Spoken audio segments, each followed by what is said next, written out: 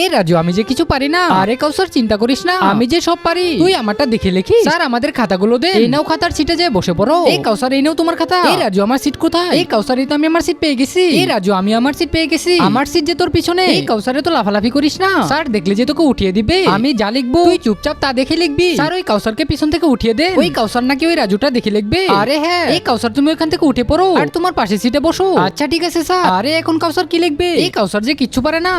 এই চম্পা, তুই কাজটা ঠিক করলি না। এই রাজু, আমি যে কিছু লিখতে পারতেছি না। তুই কিছু একটা কর। এই কাউসার, দ্বারা আমি কিছু একটা করতেছি। এই নে তুই জুতা নে। এই জুতা দিয়ে লে। আরে এটা কি করলি? এই বাচ্চারা তোমাদের কি হলো? স্যার, ওই কাউসার আমাকে ডিস্টার্ব করতেছে। এই কাউসার, আরেকবার এরকম করলে তোমার খাতা কিন্তু নিয়ে নিব। এই রাজু, তুই কি করলি এটা? শেষে আমার সাথে এরকম করলি। আরে কাউসার, জুতাটা হাতে নে। ওই জুতাতে আমি নকল দিছি। বর্তমানে আমি দেখতে পাচ্ছি সবাই মেয়েদের ডান্স ভিডিওতে লাইক সাবস্ক্রাইব করে, কিন্তু মায়ের ভিডিওতে কেউ লাইক সাবস্ক্রাইব করতে চায় না। আজকে আমার ভিডিওতে লাইক দিয়ে চ্যানেলটি সাবস্ক্রাইব করে দিবে। আর যারা মাকে মন থেকে ভালোবাসে তারা কমেন্টে আই লাভ ইউ মা লিখে যাবেন। এই দাঁড়া রাজু, আমি খুলে দেখতেছি। আরে ধন্যবাদ বন্ধু। এখন যে আমি এটা দেখে লিখবো আর এই পরীক্ষাতেও যে আমি পাশ করতে পারবো।